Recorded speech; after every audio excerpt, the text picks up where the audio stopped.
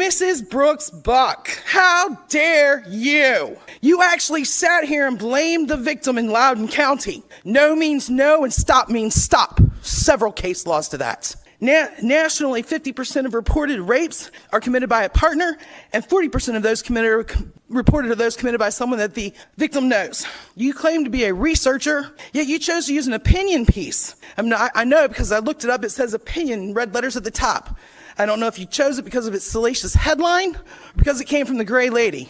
Either way, you failed as a researcher. All to dispel misinformation when you could have used the special grand jury report, which affirmed that the predator specifically took advantage of policy 8040 to gain access to the girls' restroom. It does not matter what relationship, if any, existed. This board's policy defines sexual assault and dating violence. Note your U.S. code reference is wrong. As a researcher, you might want to look into that. Perhaps the sexual assailant in Loudoun County was found guilty on all charges. He's remained locked in a juvenile facility until his 18th birthday. The judge only reversed that he has to register as a sex offender. You really should read the special grand jury report. It details how the administration purposely acted to keep the board in the dark, how the administration was only looking out for their own interests, and how they failed the students and parents of Loudoun County of every opportunity. To be clear, the objections that those of us in the public have regarding this board failing to adopt the transgender model policies as mandated by the Virginia Department of Education, we do so because we demand our children be protected from sexual predators. Loudoun County serves as an example of teenage sexual predators existing and exploiting policies to their own end. We should be empowering our children to speak for themselves, to defend themselves in their actions and words.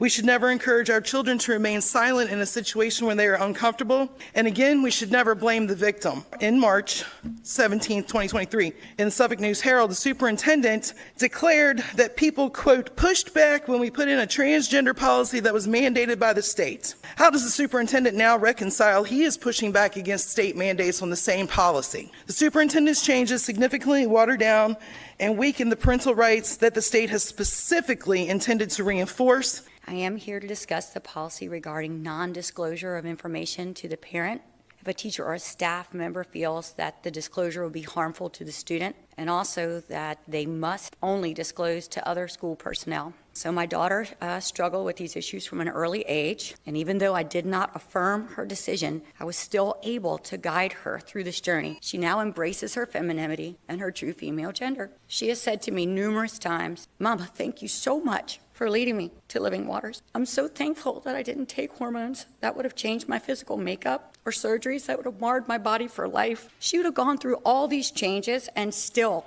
had the same issues and challenges. So what this policy wants to do is it wants to take away a parent's ability to intervene in the lives of their children. This policy also sends an unspoken message to children that their homes and their parental support is not safe. This disrupts the family unit. Who knows their children better than their parents? Children at this age do not even have the higher brain function to make these kinds of decisions. They're still growing. They're not adults.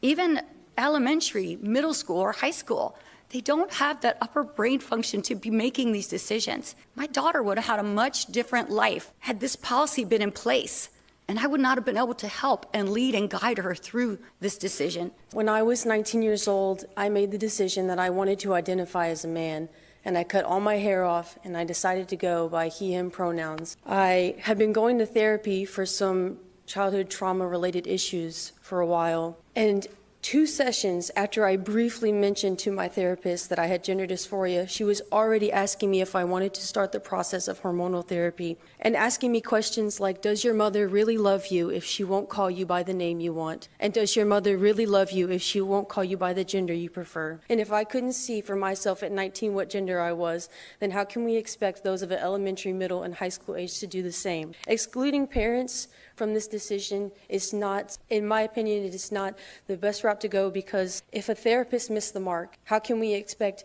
teachers to know?